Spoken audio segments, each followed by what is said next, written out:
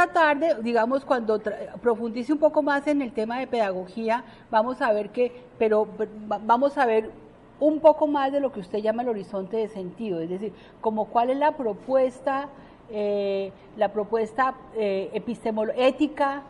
la propuesta ética y epistemológica de una pedagogía, digamos, construccionista que apunta a la colaboración, ¿cierto? Es decir, la idea de que las pedagogías sean colaborativas, que es un poco de lo que se trata aquí, y qué implicaciones tiene. Usted misma lo ha señalado, usted misma dio la respuesta cuando habla de los modelos de ser humano. Yo creo que cuando estamos en el terreno de la pedagogía, de lo que se trata es a qué tipo de modelo de ser humano le está apuntando la pedagogía con su intervención. Es decir, la pedagogía es una forma compleja de intervención que tiene, digamos, el privilegio, de alguna manera, de moldear seres humanos, o que por lo menos lo pretende, ¿cierto? En muy buena medida. Voy a ponerle un ejemplo que a mí me ayudó, para mí fue muy ilustrativo y fue muy sorprendente cuando lo encontré, de una investigadora de apellido Buck-Morss, que analiza el modelo de inteligencia de las operaciones formales de Piaget y lo contrapone al modelo de operaciones dialécticas de Adorno. Y un poco lo que ella dice, bueno, aquí voy a parafrasearla, lo que ella dice es que el modelo piagetiano de inteligencia centrada en las operaciones formales es el modelo del buen funcionario capaz de seguir instrucciones, que comprende un manual de funciones, ¿cierto? Pero que que de alguna manera, digamos, su educación musical está centrada en marchas militares, es decir, en lo que es absolutamente predecible, ¿cierto? ¿Sí? Es decir, si uno oye una marcha militar y uno sabe que sigue, ¿cierto?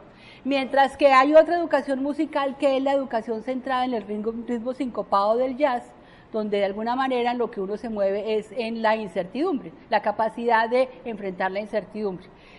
Serían como digamos, ese es el análisis que ella contrapone. Dos modelos de ser humano muy distintos, ¿cierto? En el mundo yo creo que hoy en día hay una gran apuesta por el modelo piagetiano de ser humano y de mente. ¿Qué implica eso? Que estamos formando seres humanos no solamente centrados en la dialéctica positiva, es decir, en una dialéctica que siempre tiene que llegar a una conclusión positiva, o sea, no se puede quedar en la incertidumbre, no se puede quedar con la idea de que esto sí, pero eso también, sino que hay que resolverlo en una tercera premisa que diga esto es lo único, ¿cierto? Eso por un lado. Por el otro lado, también, y es una cosa, digamos, una de las mayores críticas del construccionismo social es la crítica a lo que llaman el individualismo autocontenido, de lo cual también voy a hablar un poco más, lo voy a desarrollar un poco más en las siguientes exposiciones. Uno como profesor puede tener un curso de 5, 10, 15, 20 o 30, pero con este modelo, con el modelo moderno de pedagogía centrado en la mente individual, nuestra unidad de análisis como profesores son los individuos, es la mente individual de cada uno de mis estudiantes, ¿cierto? Y lo que yo hago es formar individualidades, es decir, de alguna manera estoy reproduciendo con mis intervenciones pedagógicas un modelo individualista de persona que, digamos, en Occidente se ha exacerbado a unos niveles tales que inclusive nuestra propia supervivencia sobre el planeta está en riesgo. Tenemos muy poca capacidad de ser solidarios, de cooperar, de colaborar y en general, pues porque nos han formado es para lo otro, para el individualismo autocontenido, ¿sí? Digamos, si usted me pregunta horizonte de sentido, yo le diría eso, ¿sí? Para mí, de alguna manera, está en ciernes la posibilidad de transformar la concepción de ser humano que opera en la cultura, con una mayor capacidad o no de solidaridad, de cooperación, de colaboración. Sí, por supuesto. A lo que usted se refiere, yo creo que de alguna manera, digamos, el ejercicio reflexivo y crítico y la capacidad de colaboración y de solidaridad implica que las personas puedan entrar en relación para tomar decisiones del nivel que usted está planteando. Yo no creo que nos corresponda ni a mí ni al mismo construccionismo aportar una sola alternativa posible en términos de no sé, capitalismo neoliberal o en fin, pienso que de lo que se trata es de generar, sí, personas no capaces de seguir instrucciones y en ese sentido simplemente ser buenos funcionarios de un modelo que ya está, que preexiste, sino generar una capacidad reflexiva justamente para el cambio, en términos de colaboración y de solidaridad, pero también abierta a distintas opciones. Yo sí creo que no hay una única alternativa. Lo que sí creo es que, de alguna manera, lo que plantea esta alternativa es buscar un nuevo tipo de persona que transforme la cultura. No el tipo de persona que es capaz de operar en el modelo económico y cultural existente, que sí creo que se ha hecho con anterioridad. O sea, ¿cómo lograr construir un sujeto que opere en el libre mercado? Yo creo que durante mucho tiempo ha sido un modelo individualista, moderno, digamos racionalista, ¿cierto? Sin duda, que se reproduce. O sea, que las pedagogías pueden reproducir, pero también, digamos, pueden transformar, digamos, emplear otro tipo de modelos, que es esta propuesta. Digamos, esta propuesta justamente está diciendo, avancemos hacia la producción, digamos, un modelo que sea capaz de retar el individualismo autocontenido del modelo moderno de pedagogía y de psicología, ¿sí? Muchos dicen que esa es la diferencia entre una cultura como la japonesa y la nuestra, justamente la dificultad para colaborar, y la verdad sí, inclusive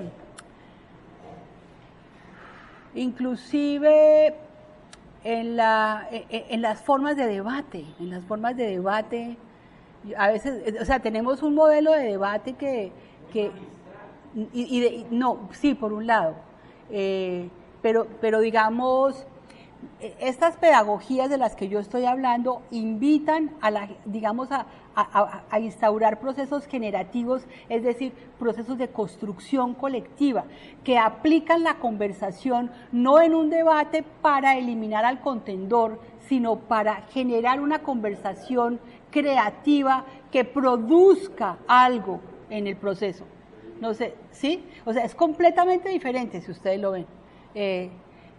O sea, los invito a que apliquen unos procesos, así sea con sus equipos más cercanos, donde no haya dificultades, pero apliquen un proceso generativo donde la conversación tenga el reto de ser productiva, de ser creativa, que produzca algo, que al final no haya un vencedor y un vencido, sino que haya habido un proceso de creatividad donde hemos producido algo nuevo. Es decir, el debate tiene que ser otra cosa, ¿me entienden? No sé, o sea, trato de traducirle lo que significa que hablemos de una manera que sea productiva, y eso significa poder aplicar procesos de colaboratividad, ¿sí?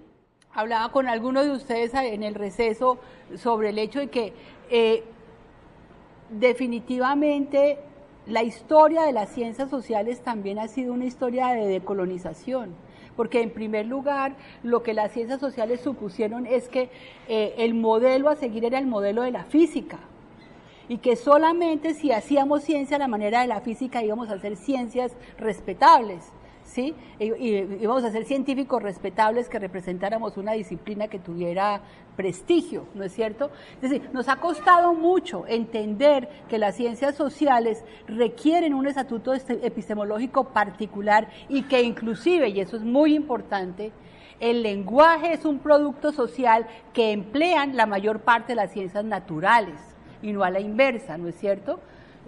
Excepción hecha digamos, de la matemática, cuando se emplea el lenguaje, se está empleando un recurso producido en las ciencias sociales y no a la inversa, ¿no es cierto? ¿Sí? Eso nos ha costado muchísimo trabajo, ¿sí?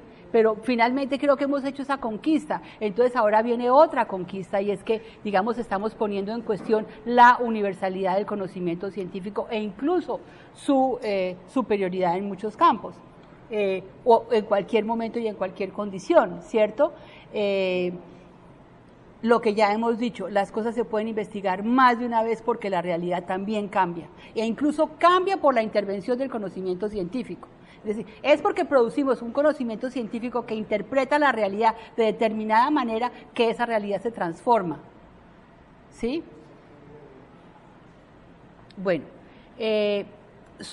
¿algo más que quieran? Tengo acá una diapositiva que ya, digamos, se orienta a hacer un análisis, una reflexión sobre los modelos, el impacto de los modelos modernos de psique individual en la educación. A ver, tendría que decir dos cosas. Lo primero, que digamos, hay algunos autores que han definido ¿cómo se llama? La pedagogía como un campo regulado de ingreso de saberes para la articulación, digamos, para la articulación de una concepción sobre el tipo de ser humano que hay que producir. Y en ese sentido la psicología ha sido considerada como una disciplina reina, digamos, no que yo lo diga, ¿no? Sino autores como César Coll, que tienen trabajos importantes sobre pedagogía, pues han señalado digamos, el campo privilegiado de la psicología. Obviamente que hay muchos otros campos que ingresan reguladamente, como digo, que son la sociología, la filosofía, la economía, ¿cierto? Porque en última la pedagogía configura un campo interdisciplinario, o sea, es un campo regulado de saberes que apuntan a pensar qué significa la transformación de un ser humano por la intervención social, digamos, del Estado, ¿no es cierto? Porque pues en últimas, cuando estamos hablando de pedagogía, estamos hablando también de política pública, ¿no es cierto? Estamos hablando de cómo un Estado decide, ¿verdad? Esto no está al margen de la política, ¿cierto? El Estado decide qué tipo de ser humano quiere formar y en ese sentido a los profesores nos formulan una serie de políticas. Puede ser que uno defina cosas, pero en todo caso no está enmarcado en o sea, los planes curriculares, en fin, hay una cantidad de formas de regulación en las cuales uno pues está o no de acuerdo y decide o no participar, yo creo, ¿no es cierto? Bien, entonces, ¿por qué la psicología es una disciplina reina? Justamente porque la psicología aporta un conocimiento que hipostasia como verdad, ¿cierto? Y dice, este es el modelo de ser humano natural, y aquí a los profesores les corresponde dedicarse a facilitar que ese modelo llegue a buen término. Hay algunas, digamos, unas psicologías que van a ser, digamos, mucho más intervencionistas en el sentido de considerar que la intervención de la pedagogía es definitiva para lograr el desarrollo del ser humano, mientras que otros creen que no tanto, digamos, que las pedagogías lo que tienen que hacer es respetar, ser más respetuosos, acompañar el curso natural del proceso, pero en todo caso, digamos, lo que sucede es que se propone un modelo de mente, un modelo de psique como el único modelo válido y natural para la especie, ¿cierto? Bueno, yo le diría que conociendo los planes curriculares de este país, me parece que hace más de 20 años los planes curriculares son de corte estructuralista genético. O sea, no conozco un plan curricular que sea conductista, sinceramente. Me parece que empezaron siendo muy piagetianos y que han evolucionado en ese sentido muy constructivista. ¿Me explico? Es decir, cosa que yo también estoy, digamos, mostrando sus límites, pero contrario a lo que usted afirma, me parece que no hemos... Ahora, lo que sí creo que sucede, y en ese sentido creo que me parece que hay una brecha muy grande en lo que a veces se plantea como plan de estudio y la formación que reciben los docentes. Personalmente he tenido la oportunidad de investigar modelos de formación docente a nivel universitario, evaluar, digamos, qué es lo que contiene un modelo de formación docente. Y dicho por colegas que, por ejemplo, tienen la doble titulación, yo tengo colegas que tienen un título en matemática pura, pero que también tienen el título de licenciadas en matemáticas, ¿cierto? O sea, que pueden enseñar a nivel de secundaria, pero que también pueden en la universidad o pueden investigar o lo que sea. Y lo que ellas mismas señalan es que es muy distinto lo que les enseñan en matemáticas a los que hacen la licenciatura, a los que estudian la matemática pura. Y lo que yo pude observar en los modelos de entrenamiento profesional de docentes es que, digamos que a los maestros, a los estudiantes que van a ser docentes, les dicen, les entregan, digamos, les median el conocimiento con las fuentes, es decir, no les dicen vamos a leer aquí a Piaget, ¿cierto?, sino que aquí le traigo el resumen de la obra de Piaget, y entonces estudiémonos el resumen. Digamos, es un tipo de mediación de conocimiento que, digamos, les impide esa relación directa con las fuentes. Digamos, en ese núcleo de formación docente que es corto, porque lo otro es el estudio simplemente, o sea, el estudio del área de enseñanza en la que se van a desempeñar, sea la que sea, historia, geografía, matemática, etcétera. ¿Cómo? Deme un segundo, simplemente para cerrar. Entonces, lo que acontece es que en muchos casos, a muchos profesores, por ejemplo, aprenden más conductismo que otra cosa y luego no tienen capacidad de empatar y discúlpenme que en ese sentido estoy siendo crítica de la formación que están recibiendo y no de la capacidad de las personas, ¿cierto? O sea, sobre todo estoy siendo muy crítica de esta idea de que los maestros son administradores curriculares y no intelectuales transformativos, como lo dice muy bien Henry Giraud, ¿cierto? Es decir, una cosa es que al maestro se lo forme como un intelectual con capacidad transformativa en el aula, es decir, de ser creativo frente a los problemas de los estudiantes, y otra cosa es que se los forme como operadores o como administradores curriculares, ¿no es cierto? En ese sentido, yo creo que aquí se ha hecho un gran énfasis en la formación de los maestros como administradores curriculares, y en muchos casos el maestro, digamos, enseña de una forma que no está inspirada necesariamente en los principios del plan curricular, y entonces se crea una brecha, se crea incluso contradicciones internas, ¿no es cierto? Incluso, sí, otras cosas aún más complejas que nosotros hemos observado en la investigación que he tenido la oportunidad de hacer. Pero yo diría que no hay un plan de estudios, como quien dice, conductista como tal. Claro, de acuerdo. Pero lo que usted dice estoy completamente de acuerdo, porque yo creo que hay una tendencia general y es a la integración de conocimientos. De ninguna manera se trata de un psicologismo, o sea, privilegiar un conocimiento sobre otro, pero sí articular saberes, porque precisamente pues el conocimiento es muy complejo.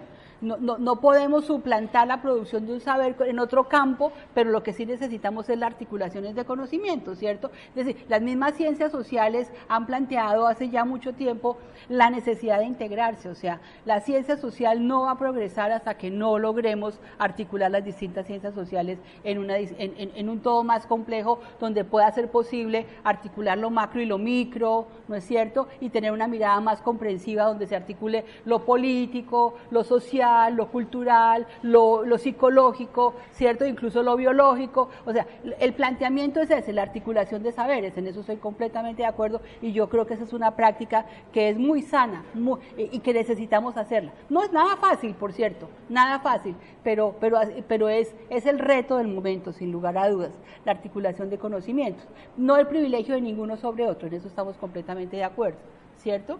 Lo cual tampoco descalifica a ninguno, o sea, lo que pasa es que las áreas de conocimiento son muy complejas y dentro de cada área hay que elegir, no es utilizar todo, pero sí es necesario elegir, ¿no es cierto?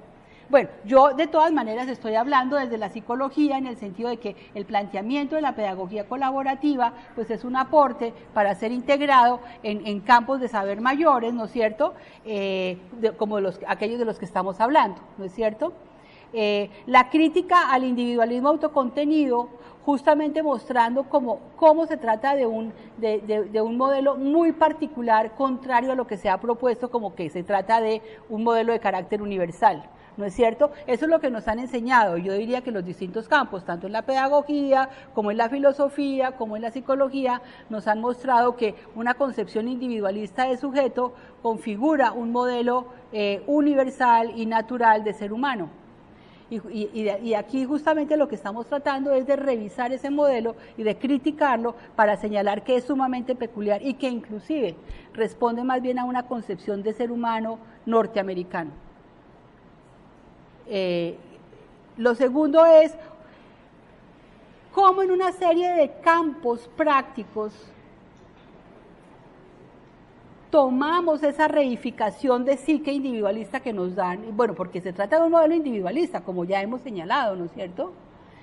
Y lo convertimos en una política de la identidad en el sentido que eso es lo que hay que lograr, que eso es lo normal, que eso es lo superior, que eso es lo bueno. Es decir, por ejemplo, cuando excluimos la homosexualidad como una posibilidad, estamos aplicando y consideramos que la homosexualidad es una enfermedad, una patología o una desviación, y buscamos regular al ser humano o en femenino o en masculino, estamos aplicando una política de la identidad. Cuando, no sé, yo no sé si ustedes lo hayan escuchado, yo he escuchado a profesores, perdón, aquí los que están en el campo de la física, pero yo he escuchado a profesores que dicen que las mujeres para la física sí no pueden, con la física sí no pueden. Que las mujeres con la física sí no pueden, por ejemplo. Bueno, eso es una política de la identidad, eso es una política de la identidad. O sea, así es como, fíjense cómo, con un a priori histórico, que tiene que ver con sesgos de género, terminamos aplicando una política de la identidad que produce un determinado tipo de ser humano. Así es como las mujeres en los colegios aprendemos a escoger carrera con base en el criterio de que no tenga matemáticas o tenga la menor cantidad posible, ¿cierto? Sí. ¿Por qué? Pregúntense. O sea, hay investigaciones que muestran que los profesores de matemáticas eligen una élite pequeña de estudiantes a los que les van a dictar la clase y el resto son bosque, ¿cierto? Ya llegamos a ese punto. Para mí todo esto es nuevo. No entiendo siquiera el término reificación. Reificación es volver realidad universal, convertir en el discurso, volver realidad universal algo que es histórico, algo que es cultural, o sea, algo que pero puede cambiar. Yo digo esto es así de manera natural y no puede ser de otra manera. Lo convierto en algo universal. Las mujeres son por naturaleza incapaces de aprender física. Estoy reificando una afirmación que puede ser que haya sucedido en momentos dados, en lugares dados, por situaciones concretas. ¿Me explico? Reificar algo es convertirlo en una verdad universal, convertirlo en una esencia, en una sustancia, en algo que es así por naturaleza. ¿Sí? Bueno, ¿alguien más quería decir algo? ¿Ya? ¿Empatamos? Sí. Bueno. Igual lo busqué en Google y me decía como 4 cosas. Ok, bueno. No, muchas gracias por preguntar. Bien. También en ese sentido la política de la identidad lo que hacemos es darle a las personas un modelo que las personas se van a encargar de producir ellas mismas como una forma de profecía autocumplida. Lo que yo digo, si yo aprendo por otros que las mujeres no somos buenas para las matemáticas, de ahí en adelante yo lo creo y me voy a dedicar a eso, por ejemplo, a buscar qué puedo estudiar que me permita no fracasar, no digamos ser exitosa, no fracasar, tomando en consideración que yo no sirvo para las matemáticas. Claro, por supuesto, es decir, en la medida en que las mujeres pongamos en cuestión, las mujeres y yo diría que nuestras mamás y en buena medida nuestros profesores nos den una oportunidad para que esa concepción cambie, pues la vamos cambiando. De hecho, eso es lo que muestra la investigación. La investigación lo que muestra es que, por ejemplo, en Estados Unidos hicieron una investigación muy grande que llegó a proponer que existía en las estudiantes de secundaria lo que llamaron la ansiedad matemática, es decir, el miedo a fracasar. Lo llamaron así, ansiedad matemática de las mujeres. Lo que hizo que muchas cohortes de secundaria, incluso de hermanos, tuvieran trayectorias educativas muy distintas. Mientras los estudiantes hombres, los hermanos hombres de esas familias iban a bachilleratos técnicos, que ustedes saben que allá existen unos bachilleratos muy diferenciados, las estudiantes mujeres iban a bachilleratos sociales o musicales, ¿cierto? Y preguntas para entender qué pasaba con eso tenían que ver con esa ansiedad matemática. Digamos, las mamás no les decían a las niñas cosas feas como es que tú no puedes, o es que tú no sabes, o es que eres bruta, o cosas, sino que la mamá le decía, pues ¿para qué te vas a esforzar tanto? Al fin y al cabo tú eres niña, tú te vas a casar, tú vas a ser mamá, entonces ¿por qué no te vas por un bachillerato que te prepare para estas cosas bonitas y en fin, y no te esfuerces tanto? Digamos, más bien digamos, el discurso, la narrativa era de protección del fracaso y busquemos un camino que te ayude a terminar con éxito. Claro, exactamente. ¿Para qué estudios de matemáticas profundamente? ¿Porque esa sociedad no lo va a enseñar? No va, exacto, no va a investigar a determinado nivel. Exactamente, es lo mismo. Entonces, digamos, la investigación mostró que más o menos en una década los resultados de las estudiantes mujeres habían cambiado significativamente, porque una cosa que es importante es tener en cuenta que incluso hoy en Colombia los resultados de la prueba del ICFES para bachillerato, digamos, la prueba muestra que las diferencias entre hombres y mujeres son significativas. O sea, a los hombres les va significativamente mejor que a las mujeres. Y la forma como lo hemos manejado es encubrir los resultados y presentar unos resultados globales que no diferencian entre hombres y mujeres. Y que no muestran, por ejemplo, que los resultados de colegios masculinos son superiores, que luego vienen los resultados de los hombres de colegios mixtos y colegios segregados masculinos, y que por último están los resultados de las mujeres de los colegios segregados femeninos. Ahora, en 10 años en los Estados Unidos eso cambió significativamente. Y el análisis de las autoras es, si esto fuera determinado biológicamente, el hecho de que la capacidad matemática de hombres y mujeres es diferente, la transformación genética no podría darse en 10 años porque los genes no se transforman tan rápido. O sea, eso tiene que ser un asunto cultural. Y lo que hicieron y lo que analizaron es, las mamás empezaron a creer en sus hijas, las mamás empezaron a decirle a sus hijas, tú eres una dura, tú puedes, yo te voy a apoyar. Nos vamos para un colegio, para un bachillerato tecnológico. Y las cosas han cambiado, es decir, de manera que, y es más, los resultados dicen que para las estudiantes mujeres es más importante la valoración que tengan los padres de su desempeño al desempeño, digamos, de la nota. O sea, a mí me puede ir bien, pero si yo no tengo el apoyo y la valoración de mi madre y de mi madre sobre todo, es muy importante ahí, la estudiante lo que piensa es, esta vez me fue bien porque me esforcé muchísimo, pero no porque yo sea buena, no porque a mí esto se me facilite, sino porque me esforcé demasiado, ¿sí? O sea, cosas de ese estilo que es un poco lo que muestra. Que de alguna manera lo que yo hago es aprender, digamos, yo misma reproducir el modelo que me están vendiendo y convertirlo en lo que llaman una profecía autocumplida. No siempre, ¿no? Porque también conozco casos en que el discurso neurológico también va en la línea de señalar diferencias que no necesariamente son tan equitativas ni tan benévolas. O sea, en eso hay que decir que... Sí.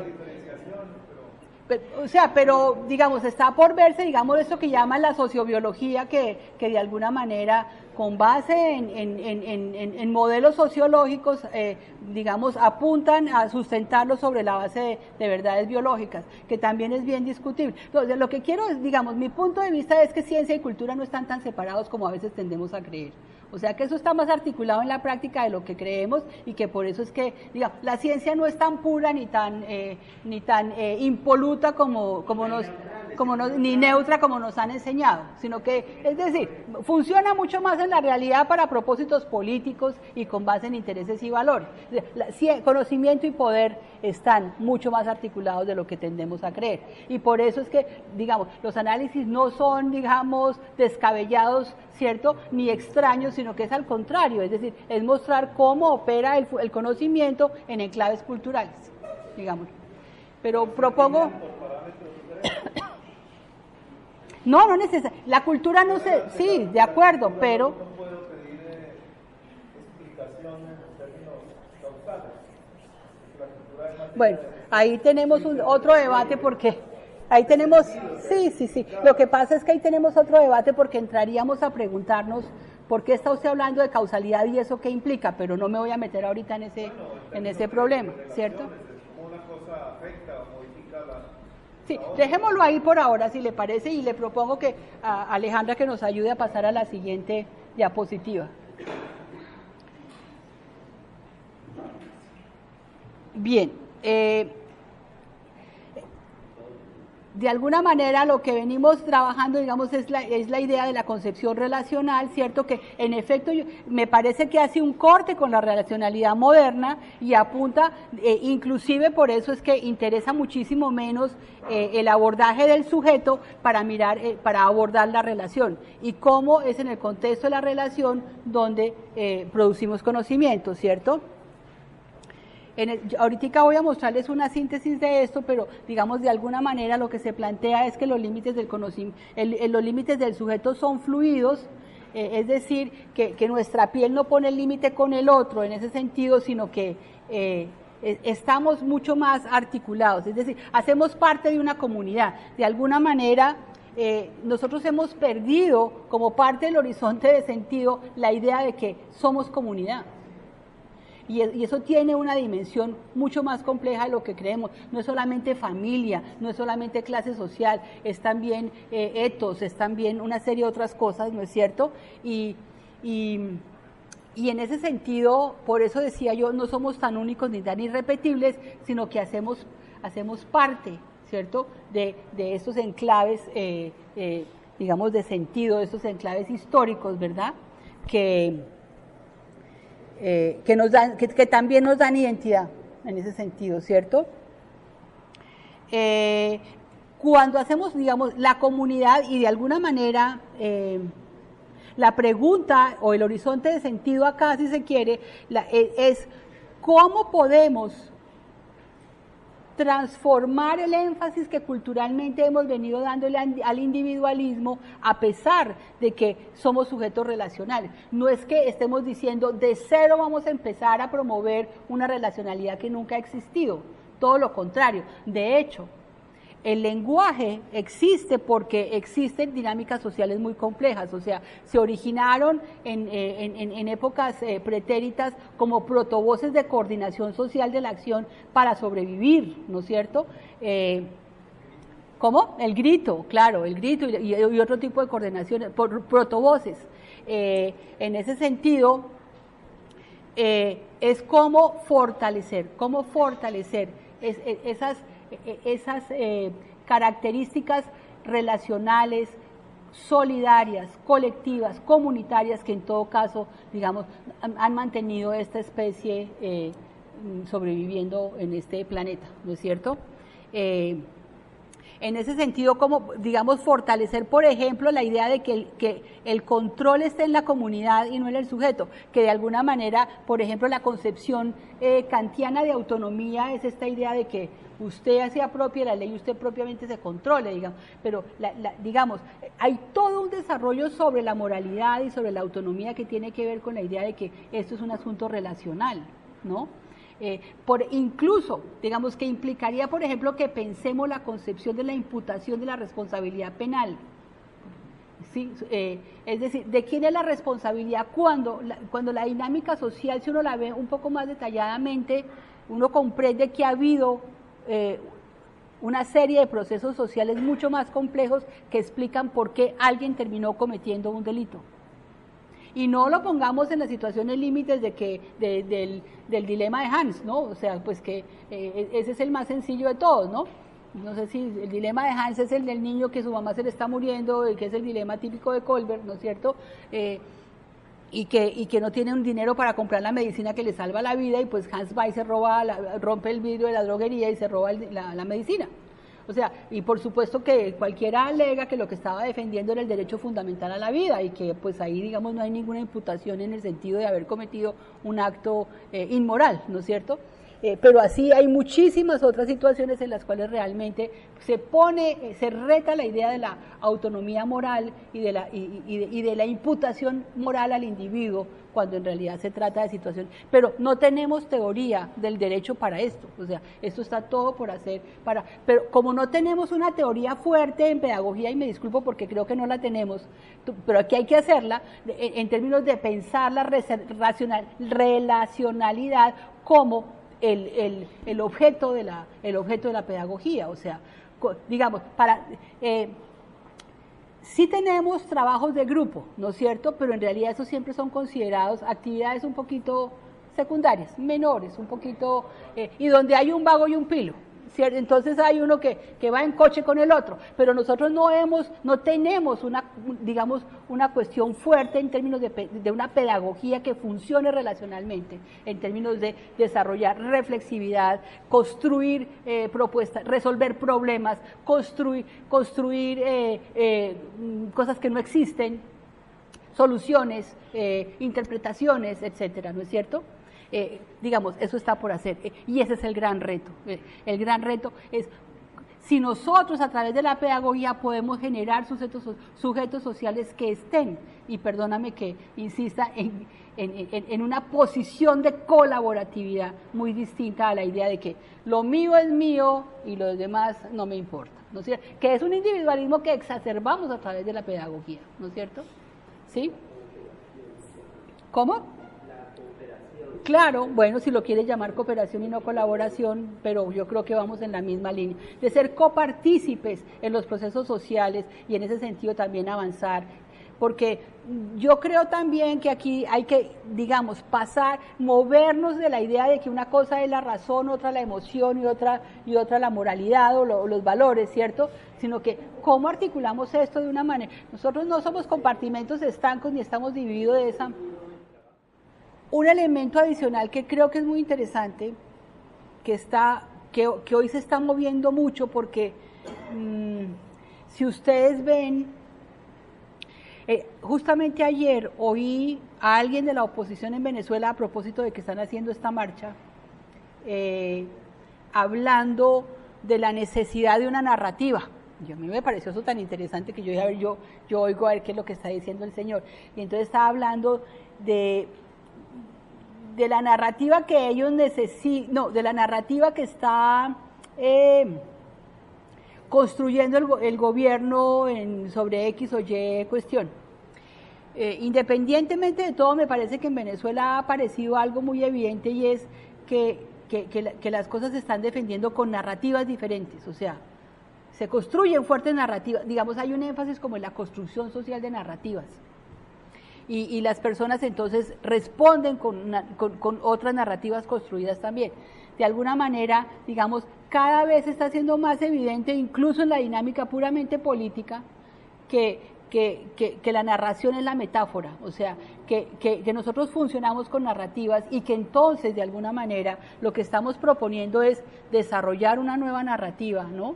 En función de generar, o diría yo, fortalecer las dimensiones sociales, relacionales, colaborativas, solidarias que el ser humano ha tenido y por las cuales logró sobrevivir sobre la Tierra, y que se han ido debilitando por múltiples cuestiones históricas, como el capitalismo salvaje, como la terrible competencia, como las formas de evaluación que se han fortalecido en este mundo, que son individuales, que son de jerarquización, porque esa es la otra cosa. O sea, nos movemos dentro de múltiples jerarquías. A nosotros nos cuesta, estamos en una cultura globalizada donde todo se jerarquiza, donde todo el que tenga un poquito de poder genera una jerarquía para poder aprovechar y tener privilegios.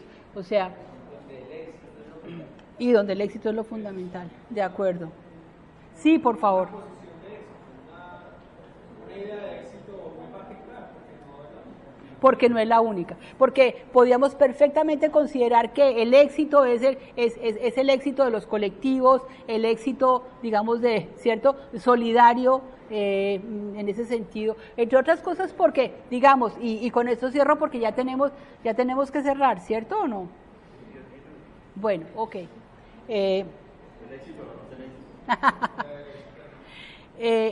Sí, algo que es muy importante y que han señalado algunos autores que aprecio muchísimo, que trabajan en el campo de la economía solidaria, es cómo en efecto la economía solidaria está basada en una ética de la solidaridad que tiene mucho que aportarle a la transformación de la cultura. Es decir, estos autores dicen, mire, la concepción de economía solidaria se ha banalizado porque se piensa que es una dinámica para conseguir 3 pesos cuando uno no tiene nada, ¿cierto? Punto. Pero en realidad lo que sustenta la concepción de una economía solidaria es una ética completamente diferente, donde justamente lo que se fortalece son las comunidades y los colectivos con base en una ética que piensa el éxito en términos colectivos comunitarios y no al contrario. O sea, bueno, sobre eso hay mucho, es que el problema es que para un día no podemos abarcar tanto, pero sí es mucho lo que se puede plantear. Por ejemplo, hay un trabajo de Kenneth Gergen que les recomiendo, que está en el libro que ustedes pudieron bajar o pueden bajar todo, que tienen el enlace, que se llama Las consecuencias culturales del discurso del déficit, que es muy interesante y que tiene grandes aplicaciones al tema de la evaluación pedagógica. ¿Sí? Se llama así, Las consecuencias culturales del discurso del déficit. Es decir, fíjense que es que en Occidente esta idea de construcción de jerarquía significa que siempre hay alguien que va a estar en déficit, ¿cierto? Porque pues tanto como que, a ver, y perdónenme que voy a decir una cosa de la que no se habla, pero que existe y existe en todas partes, quiero decir en todas las universidades. Las cosas se deciden según donde yo corte la curva, ¿no es cierto? Y se deciden o sea, qué porcentaje de estudiantes salen aquí graduados, qué número de estudiantes entran. Yo corto la curva en un determinado punto. Y en el otro punto decido que ahí hay déficit. Pero por otro lado, el siguiente año yo puedo decir que un grupo que el año pasado entró, este año está en déficit porque se presentaron más. Entonces yo puedo cortar más arriba. ¿Cierto que eso es cierto o no? Eso pasa. Eso pasa más de lo que creemos, ¿sí?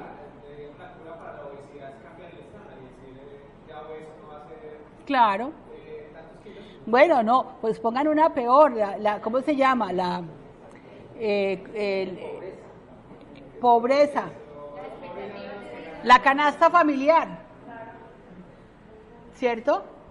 Exacto, o sea, y así miles de cosas. El discurso del déficit significa que alguien tiene el poder de crear una escala, aplicársela a un grupo de gente y decidir que hay un grupo que está por debajo del estándar aceptable. Y esas personas tienen una serie de consecuencias. Por ejemplo, les pongo un ejemplo impresionante que me impactó mucho leer sobre el síndrome de estrés postraumático.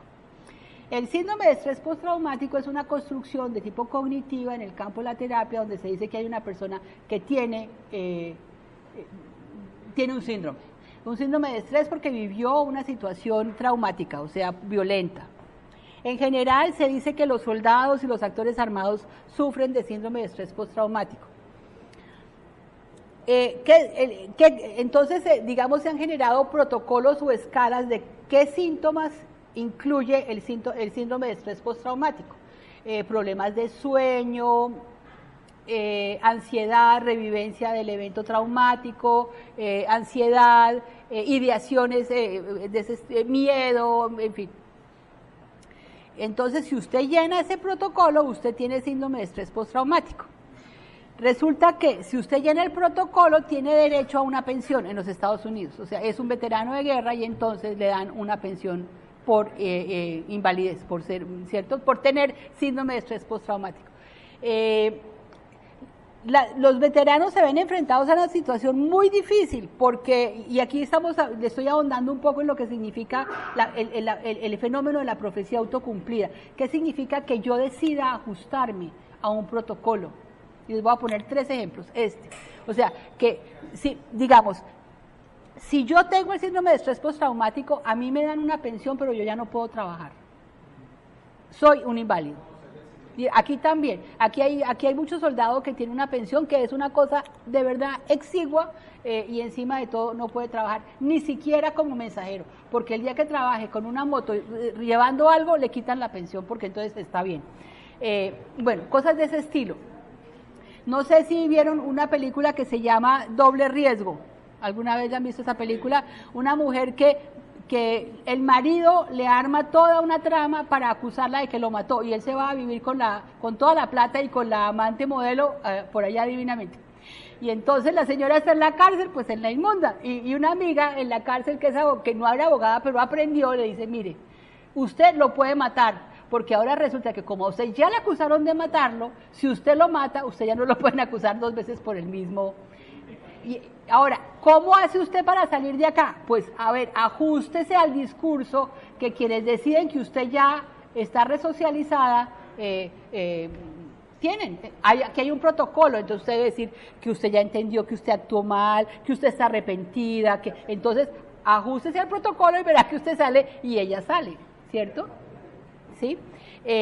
Bueno, se me escapa el otro, pero tenía otro ejemplo buenísimo, igualito. O sea, fenómenos de profecía autocumplida. ¿Cómo me ajusto yo al discurso del que tiene el poder y lo manejo? Cuando cogen a alguien, digamos, con droga o algo así, se lo metieron en la maleta y le dicen, no, pues acepte los cargos, se acoge el Bueno, beneficio. bueno, eso es, sí. ¿Cómo? Pues sí, manéjelo, que es un poco lo que digamos, pero lo más grave es cómo se ajusta uno aprendiendo a manejar el protocolo del otro que lo ha puesto en déficit, ¿no es cierto? Sí, pero les recomiendo mucho ese trabajo porque lo que muestra Ken Gergen es cómo, generando este tipo de jerarquías, lo que se hace es empobrecer la cultura. Hay un montón de gente que está por debajo del estándar. O sea, que no es competente, que no es capaz, que está en déficit. O sea, y eso sí, le hace mucho daño a cada quien, pero adicionalmente empobrece la cultura, que es lo que él va a trabajar como consecuencias culturales del discurso del déficit. Además de un ejercicio de poder terrible, o sea, de verdad. Sí, no, y sobre todo, pues los hombres son socializados con mucha frecuencia en la competitividad, porque, por ejemplo, a través de los deportes y todas esas cosas, pero justamente hay una serie de estrategias colaborativas que por ejemplo, las Olimpiadas de Matemáticas, que cuando se hacen en grupo, digamos, uno de los principios que han aplicado mucho en las estrategias colaborativas en primaria tienen que ver con elaborar grupos multiculturales o con base en criterios de diferencia de muy distintos estilos. Por ejemplo, en los grupos multiculturales, que son niños que vienen de México, o sea, inmigrantes, pobres, en fin, lo que hacen es organizar grupos donde estudiantes blancos de clase media tienen que interactuar con estudiantes en esas clases multiculturales, y lo que hacen es promover mucho la evaluación, digamos, el puntaje del equipo. No importa si a usted le va bien y perfecto, excelente, magnífico para usted, pero además le tiene que ir bien a su grupo. Entonces, ¿eso qué promueve? Que el estudiante que sabe menos, el que le va bien le tiene que ayudar, o sea, venga, le ayudo para que usted aprenda cómo se hace esto, para que en la competencia usted lo pueda hacer y entonces no nos baje el puntaje, por decir, o sea, competencias pero en equipos y además equipos organizados por diferencias. Y por relaciones multiculturales. Eso hace que, siendo una estrategia muy ganadora, en todo caso, no fomente el individualismo, por ejemplo, sino que también está la colaboración como, sí, perfecto, nos vemos esta tarde, entonces vamos a almorzar, listo. Bueno, profesor y profesora,